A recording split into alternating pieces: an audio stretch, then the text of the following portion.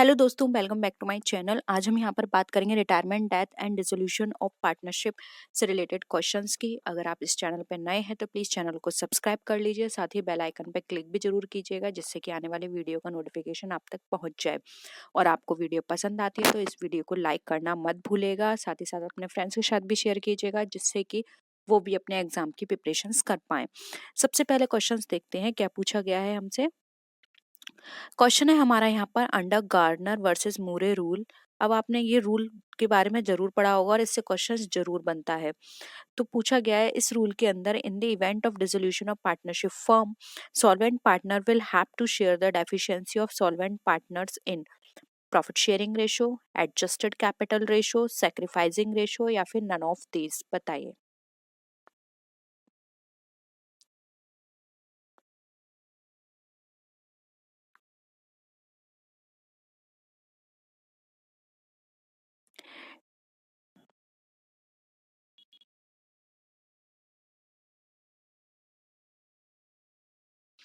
देखिए, under Gardner versus मूरे rule में ये बताया गया है कि अगर किसी भी तरह की कोई भी इंसॉल्वेंसी होती है तो वहाँ पे जो जितने भी रिमेनिंग सॉल्वेंट पार्टनर्स होंगे वो इंसॉल्वेंट पार्टनर की जो डेफिशिएंसी होगी उसको वो अपने कैपिटल रेशो में उसको बियर करेंगे। ठीक है, तो यहाँ पे ऑप्शन 2 हमारा राइट आंसर हो जाएगा। इस रूल के अंदर पार्टनर इंसॉल्वेंट हो जाते हैं और उनकी जो वो अपने शेयर को पे नहीं कर पाते हैं, तो जो रिमेनिंग पार्टनर होते हैं वो कैपिटल रेशो में उसको मीट आउट करते हैं। ठीक है, सेकेंड क्वेश्चन देखिए, in case of dissolution of partnership, if partner's capital account shows a debit balance and he subsequently turns out to be insolvent, what will be the accounting treatment? बताइए।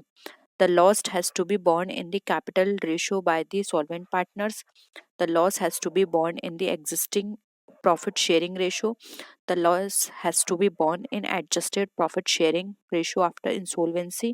The loss has to be borne in the sacrificing ratio of the solvent partners. बताइए क्या होगा answer.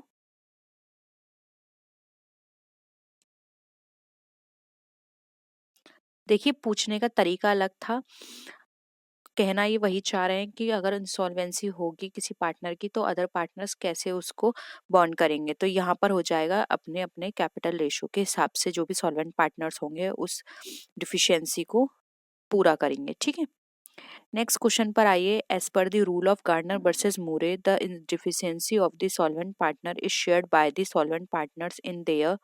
देखिए, घुमा फिरा के वही आपसे बार बार क्वेश्चन पूछे जा रहे हैं और हर बार पूछे गए हैं। ये प्रीवियस क्वेश्चंस मैंने आज की वीडियो में लिए हैं। Profit sharing ratio, capital ratio, current account ratio या फिर इक्वल रेशो। तो हम इसको ज्यादा रिपीट नहीं करेंगे, ऑप्शन 2 हमारा राइट आंसर हो जाएगा, कैपिटल रेशो। नेक्स्ट देखिए, the partnership of R and S was dissolved, 38,000 was received from the sale of all assets, 40,000 claim of all the partners were paid. If R's capital is twice of capital balance of S, then the balance of S capital will be। बताइए।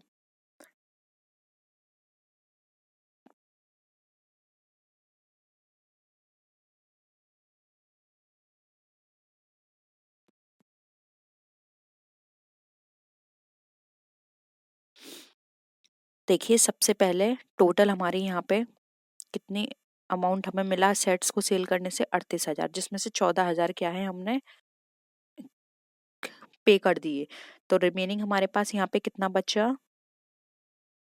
24,000। हमारे पास अब company में हमें 24,000 बचा। अब इसमें बताना है आर की कैपिटल को। तो इसमें देखो साफ दे रखा है, आर की कैपिटल जो है वो ट्वाइस है एस की कैपिटल से।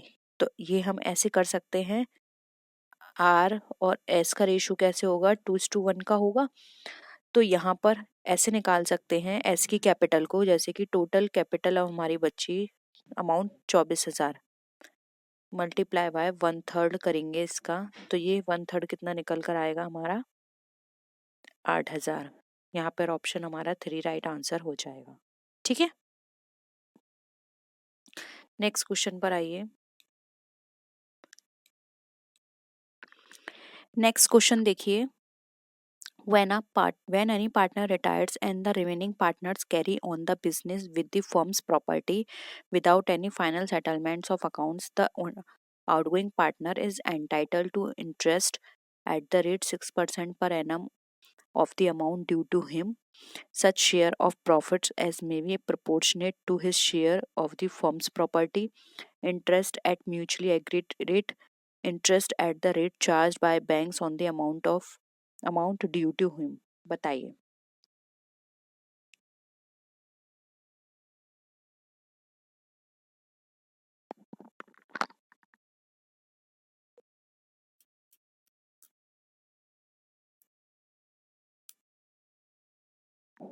देखिए यहाँ पर जो आंसर होगा वो होगा ऑप्शन नंबर 3। साफ दे रखा है कि जब म्यूचुअली एग्रीड रेट होगी उसके बेसिस पर ही वो करेंगे, फिर वो चाहे उन्होंने कोई परसेंटेज फिक्स कर रखा हो या फिर इक्वली हो, ठीक है, वो उन पर डिपेंड करता है, इसलिए ऑप्शन 3 हमारा यहाँ पे करेक्ट आंसर हो जाएगा। नेक्स्ट क्वेश्चन देखिए, द प्रॉफिट शेयरिंग रेशियो है यहाँ पे ए बी और सी का 1/5, 2/5 and 1/10। After retirement of a A, remaining partners ratio will be 4:1, 5:1, 3:1 या फिर 2:1। बताइए। रेशियो निकालना है यहाँ पे।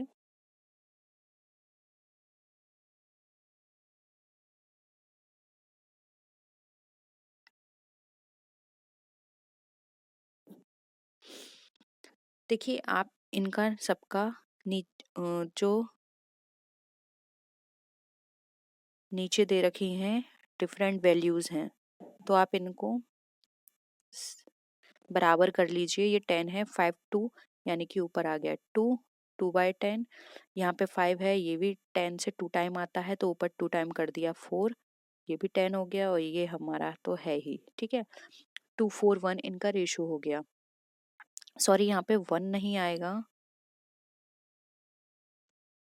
5 आएगा, ठीक है। 5, 4 एंड 1 ये इनका रेशियो निकल कर आ जाएगा, ठीक है। तो अब आप इजीली निकाल सकते हैं 4, 10 एंड 1, 10 है, क्योंकि कौन गया है यहाँ पे, ए गया है, तो कितना बचा 4, 10 एंड 1, 10, तो ऑप्शन हो जाएगा 1 यहाँ पे राइट आंसर। क्लियर है। नेक्स्ट देखिए, the famous case of Garner versus Moore rule in partnership is applicable in the event of admission of a partner in order to decide the sacrificing ratio, dissolution of partnership in the event of insolvency, death of partner while distributing profits या फिर retirement of a partner. बताइए, जो Garner versus मूरे rule है famous, वो कब applicable होता है।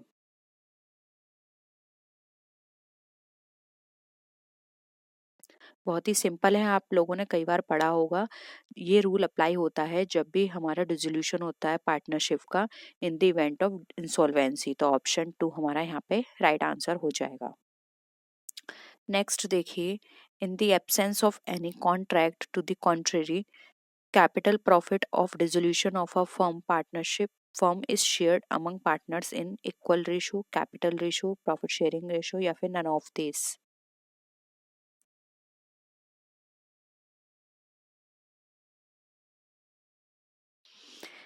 देखिए यहाँ पे इंसॉल्वेंसी टर्म नहीं है तो कंफ्यूज मत होना, अभी तक हम सारी इंसॉल्वेंसी की बात कर रहे थे, कहीं भी नहीं है। यहाँ पे ये लिखा है कॉन्ट्रैक्ट किसी भी तरह का नहीं है, तो पार्टनरशिप फर्म का डिसोल्यूशन होगा तो यहाँ पर हम कैसे डिस्ट्रीब्यूट करेंगे, तो वो इक्वल रेशो में होता है। लेकिन अगर यहाँ पे होता है इंसॉल्वेंसी की वजह से डिसोल्यूशन हो रहा है, तब हम कैपिटल रेशो करते, ठीक है।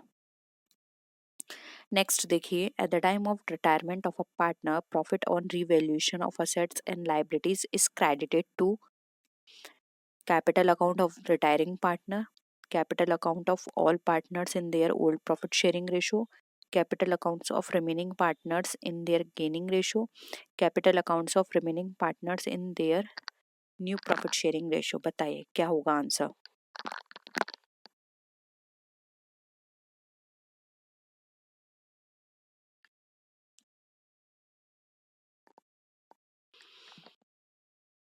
देखिए यहाँ पर लाइबिलिटीज़ की बात की जा रही है, लाइबिलिटीज़ क्रेडिट करने की, तो ये प्रॉफिट शेयरिंग रेशियो जो कैलकुलेट हो, जिसके थ्रू ये डिस्ट्रीब्यूट किया जाएगा वो होगा ओल्ड प्रॉफिट शेयरिंग रेशियो, और ये पार्टनर्स के कैपिटल अकाउंट में जाएगा, ठीक है। तो ऑप्शन 2 यहाँ पे हमारा करेक्ट आंसर हो जाएगा। नेक्स्ट क्वेश्चन देखिए, on dissolution of a firm the assets of firm are transfer to realisation account at their book value, market value, book value, market value whichever is less or agreed value among partners. बताइए।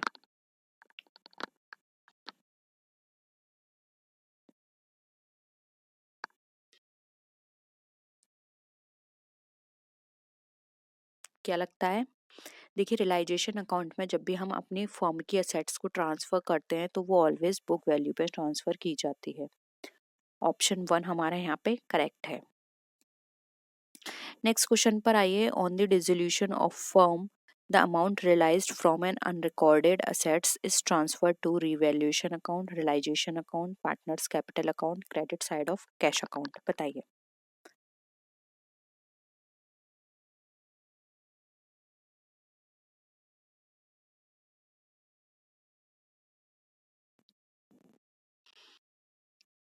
देखिए, कोई भी unrealised assets हमें मिलती है और dissolution हो रहा है तो हम उससे पैसा जनरेट करेंगे, तो यहाँ पर जो हम उसको शो करेंगे वो हम करेंगे रियलाइजेशन अकाउंट में कि कितना अमाउंट उससे रियलाइज होगा। ठीक है, तो ऑप्शन 2 हमारा रियलाइजेशन अकाउंट राइट आंसर हो जाएगा। नेक्स्ट क्वेश्चन देखिए, on the dissolution of firm its assets are transferred to realisation account at book value, market value, book value, market value whichever is less or realisable value. बताइए।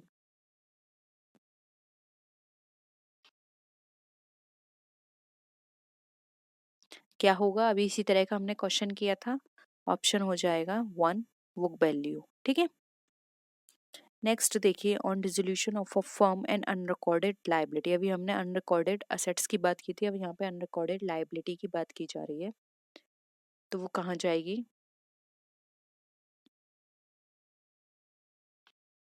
Debit करेंगे हम realisation account में, credit करेंगे, credit होगी liability account में, या फिर revaluation account में डेबिट होगी। देखिए, रिवैल्यूएशन तो हम नहीं करेंगे क्योंकि डिसोल्यूशन हो रहा है। ठीक है, लायबिलिटी अकाउंट भी नहीं आएगा। बताइए, डेबिट होगी या क्रेडिट?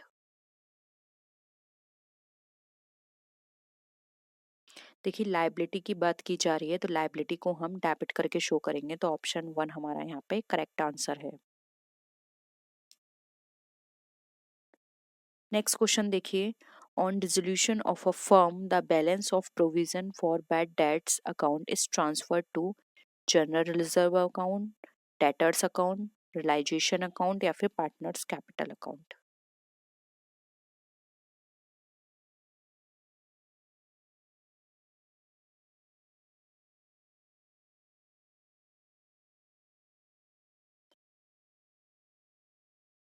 देखिए, डिसोल्यूशन मैं आपको शॉर्ट में बता देती हूँ। जब हम डिसोल्यूशन करते हैं तो जितनी भी असेट्स लाइबिलिटीज होती हैं या बैड डेट्स, ये सारी चीज़ें हम रियलाइजेशन अकाउंट में करते हैं ट्रांसफ़र, जिससे कि हमें पता चले हमारे पास टोटल कितनी लायबिलिटी बची है, टोटल कितनी असेट्स हैं।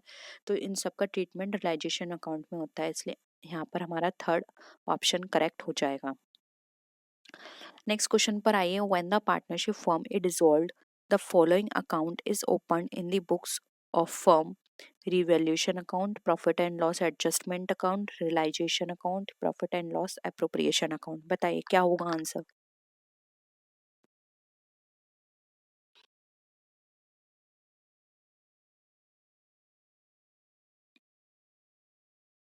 अगेन यहाँ पे बात की जा रही है कि कहाँ पर कौन सी अकाउंट को हम ओपन करेंगे डिसोल्यूशन के टाइम पर, तो हम रियलाइजेशन अकाउंट को ओपन करेंगे, जिससे कि हम अपनी असेट्स लायबिलिटी को हम देख पाएं कि कितनी असेट्स हम पे बची है, कितनी लायबिलिटी अभी हमें देनी है। ठीक है, नेक्स्ट क्वेश्चन पर आइए, a retiring partner continues to be liable for obligations incurred after his retirement. बताइए। If unpaid amount is transferred to his loan account, if he does not give public notice, he starts a similar business elsewhere, in all the situations still he survives। बताइए, एक retiring partner कब तक वो continue liable रहेगा उसके retirement होने के बाद? देखिए, यहाँ पर आंसर इसका 2 होगा, क्योंकि अगर कोई भी पार्टनर रिटायर होता है तो सबसे पहले उसको एक पब्लिक नोटिस देना होगा, क्योंकि पब्लिक को नहीं पता कि वो रिटायर हो चुका है। उसे पहले पब्लिकली बताना होगा कि अब मैं इस कंपनी ये इस पार्टनरशिप में नहीं हूँ, मैं यहाँ से रिटायर हो चुका हूँ, जिससे कि उसके रिटायरमेंट के बाद जो भी कंपनी के लॉस हो या कंपनी की कोई भी लायबिलिटी बने तो वो उसके लिए रेस्पॉन्सिबल ना हो। इसलिए उसे एक पब्लिक नोटिस देना होगा। तो ऑप्शन यहाँ पे 2 हमारा करेक्ट आंसर हो जाएगा। नेक्स्ट क्वेश्चन देखिए, according to Garner versus Moore rule, loss on account of a partner becoming insolvent should be distributed to remaining partners in. Simple है, capital, profit and loss, average and option हो जाएगा 1 capital ratio. ठीक है। Next देखिए, अब एक numerical question है। Gautam and Mahavir are partners in partnership firm sharing profits and losses 5:3. They admitted Naveen for 1/5 share. What will be the new profit sharing partners? बताइए।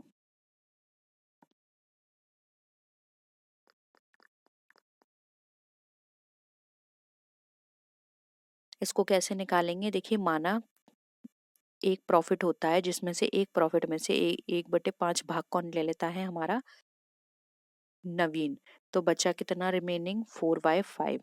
अब इस 4/5 में हम शेयर देखेंगे गौतम का और महावीर का। तो देखो, हम इसको ऐसे कैलकुलेट कर सकते हैं, 4/5 मल्टीप्लाई बाय गौतम का कितना है? 5/8, और 4/5 में से महावीर का कितना है? 3/8।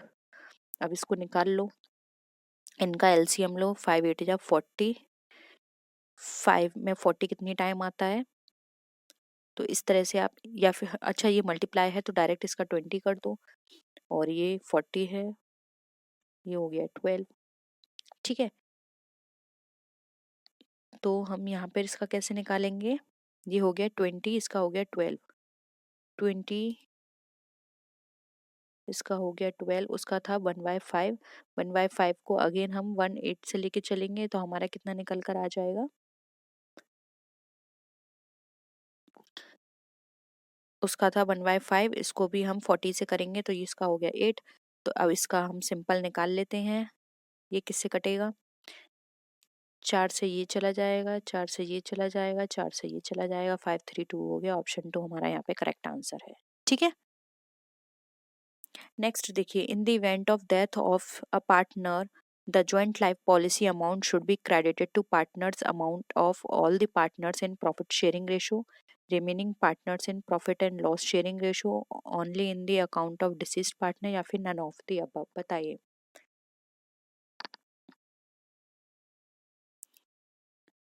ज्वाइंट लाइफ पॉलिसी जो है वो कहाँ क्रेडिट की जाएगी, किसके अकाउंट में?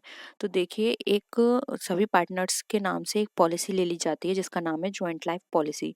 अब जब भी ज्वाइंट लाइफ पॉलिसी को विड्रॉल किया जाएगा किसी की डेथ के टाइम पर, तो वो उसका अमाउंट तो सभी को मिलेगा। ठीक है। तो यहाँ पर हो जाएगा ऑप्शन 1, जो भी profit and loss sharing ratio होगा उनका, उसके अकॉर्डिंग सभी पार्टनर्स को उसको क्रेडिट कर दिया जाएगा। ठीक है। नेक्स्ट देखिए, ए, बी और सी पार्टनर्स हैं जिनका रेशियो है 5, 3 एंड 2। यहाँ पे प्रॉफिट शेयरिंग रेशियो बताना है ए और सी का, अगर बी कंपनी से जाना चाहता है तो उसके बाद उन दोनों का क्या रेशियो होगा?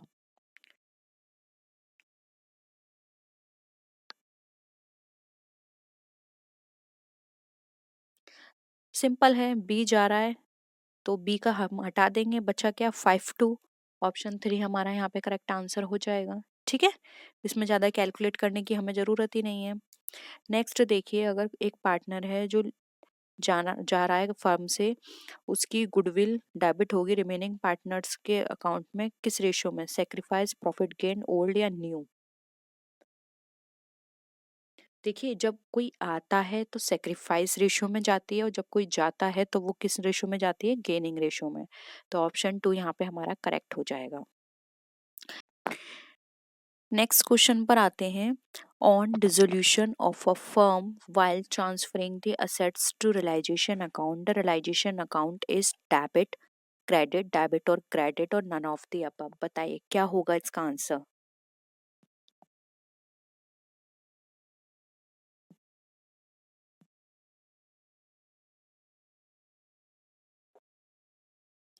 देखिए यहाँ पर हम असेट्स की बात कर रहे हैं, तो जब भी हम रियलाइजेशन अकाउंट में हमारे असेट्स को ट्रांसफर करेंगे तो वो हो जाएगा हमारा डेबिट। वहीं अगर पूछा जाता कि हम लाइबिलिटीज को ट्रांसफर करना चाह रहे हैं तो वहां पर हम रियलाइजेशन अकाउंट क्या करते, क्रेडिट। ठीक है, तो आप इस चीज को नोट कर लीजिए। असेट्स के केस में हमारा रियलाइजेशन अकाउंट डेबिट होगा। ऑप्शन 1 यहाँ पे हमारा करेक्ट आंसर है। नेक्स्ट क्वेश्चन पर आइए। Garner versus Murray rule is applicable when all partners become insolvent, all partners are solvent, when some partners are solvent, none of the above। बताइए क्या होगा इसका आंसर।